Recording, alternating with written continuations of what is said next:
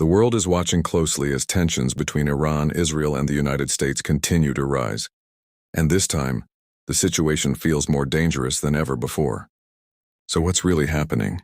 And more importantly, who stands where in this escalating conflict? Let's start with Iran.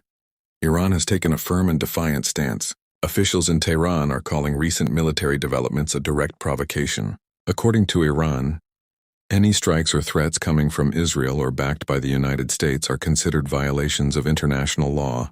Iranian leaders insist that their military posture is purely defensive. But they've also issued a strong warning. If attacked, Iran will respond with full force. This response, they claim, will not be limited and could target strategic assets across the region. Now turning to the United States, Washington is making its position crystal clear. The U.S. government says its priority is to protect its allies and maintain stability in the Middle East. American officials argue that Iran's growing influence and military activities pose a serious threat, not just to Israel, but to the entire region. That's why the U.S. has increased its military readiness, deploying additional forces and strengthening its presence near key strategic zones. The message is simple: deterrence through strength. Israel, however, is taking an even more aggressive approach. Israeli leadership has repeatedly emphasized that it will not wait for threats to become reality. Instead, it believes in preemptive action. According to Israeli officials, Iran's activities, especially its influence through allied groups, represent a long-term existential risk. This is why Israel continues to carry out targeted operations, aiming to disrupt any potential threats before they can fully develop. But here's where things get even more complex. Enter China. China is watching this situation very carefully, and its response is different from all the others. Instead of choosing sides openly, China is calling for calm, dialogue, and diplomatic solutions. Chinese officials have urged all parties to avoid escalation and return to negotiations. But behind this neutral tone lies a strategic calculation.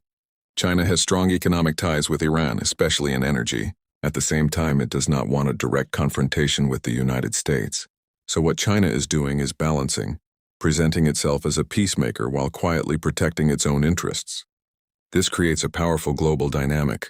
On one side, you have military escalation. On the other, diplomatic pressure. And in the middle, uncertainty. Now let's talk about why this conflict matters to the world. This is not just about three countries. This is about global stability.